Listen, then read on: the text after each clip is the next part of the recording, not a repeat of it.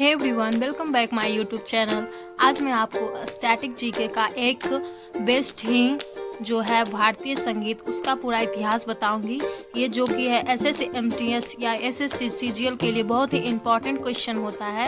ये देखिए, मैंने इसका नोट्स बनाया। पहला नंबर, भारतीय संगीत का इतिहास। संगीत की जानकारी सामवेद से मिलती है। संगीत विद्या किस पुस्तक में है? तो ये नाट्यशास्त्र में। आपको कोई भी एग्जाम में ये क्वेश्चन बहुत बार बार आता है कि संगीत विद्या किस पुस्तक में है, तो ये इसका आंसर नाट्यशास्त्र होगा। और भारतीय संगीत का वर्गीकरण इस प्रकार होता है, जैसे में देख सकते हैं, शास्त्रीय संगीत, लोक संगीत, शास्त्रीय लोक का समागम और आधुनिक संगीत। तो भारतीय संगीत में इसका मेन इम्पॉर्टेंट ये 4 पार्ट होते हैं। और शास्त्रीय संगीत को 2 भागों में बांटते हैं, हिंदुस्तानी शैली और कर्नाटक शैली। इन दोनों टॉपिक्स ना बार बार एसएससी पूछता है। मैं कितने सारे प्रीवियस ईयर क्वेश्चन देख चुकी हूँ जिसमें हिंदुस्तानी शैली और कर्नाटक शैली से क्वेश्चन आए हुए हैं। फिर इधर शास्त्रीय लोक संगीत का समागम में सुगम और हवेली, जो कि हवेली मथुरा में है। हवेली को गण संगीत कहते हैं और सुगम को रविंद्र संगीत कहते हैं। जितने भी एसएससी एस्पिरेंट हैं, इस वीडियो को देखकर आई थिंक आपको हेल्पफुल कुछ होगा। देख सकते हैं, पहला नंबर होता है शास्त्रीय संगीत। हिंदुस्तानी संगीत इसका भारत में उत्तरी भाग में कर्नाटक, हिंदुस्तानी संगीत का भारत के उत्तरी भाग में ज़्यादा ही यूज होता है। कर्नाटक संगीत इसका भारत के दक्षिणी भाग में। देख सकते हैं, मैंने ये सारे डिटेल अपने नोट्स बनाए हुए हैं, क्योंकि मुझे ऐसे वीडियो को एक बार देखने से मतलब समझ नहीं आता है, तो मैंने उसका नोट्स ही बना लिया।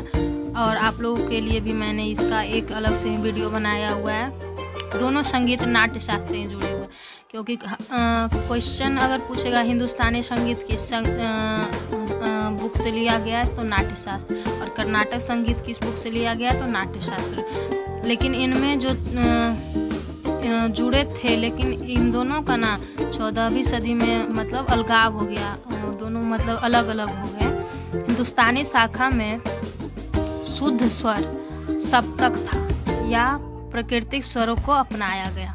मतलब हिंदुस्तानी शाखा को शुद्ध स्वर सप्तक या प्राकृतिक स्वरों को अपनाया गया। इसमें संकेतन प्रणाली भी होती है, जो पंडित विष्णु नारायण भारत खंडे ने विकसित की है।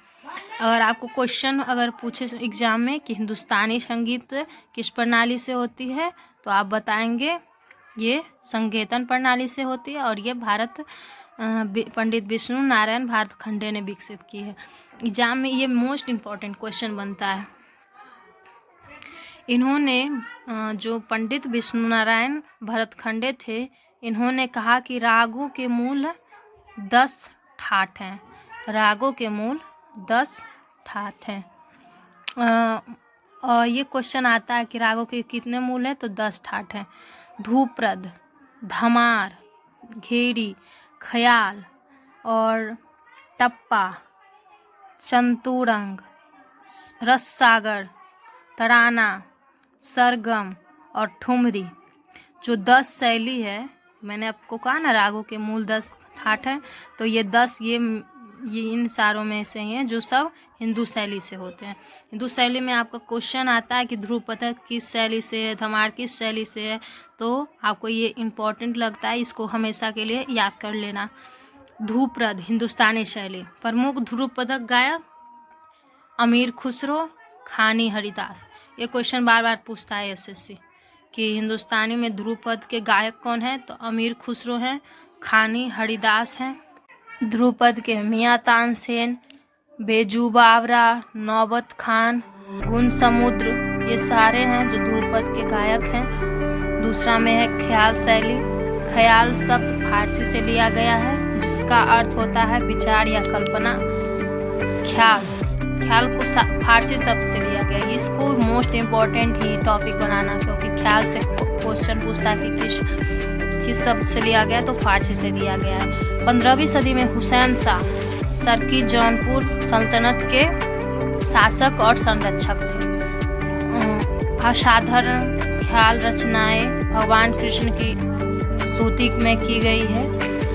तराना शैली, अमीर खुसरो द्वारा तराना शैली का आविष्कार हुआ। इसको आप मेन टॉपिक बना सकते हैं, क्योंकि ये क्वेश्चन पूछता है कि तराना शैली में आविष्कार किसने किया है, तो अमीर खुसरो के द्वारा तराना शैली का आविष्कार हुआ है।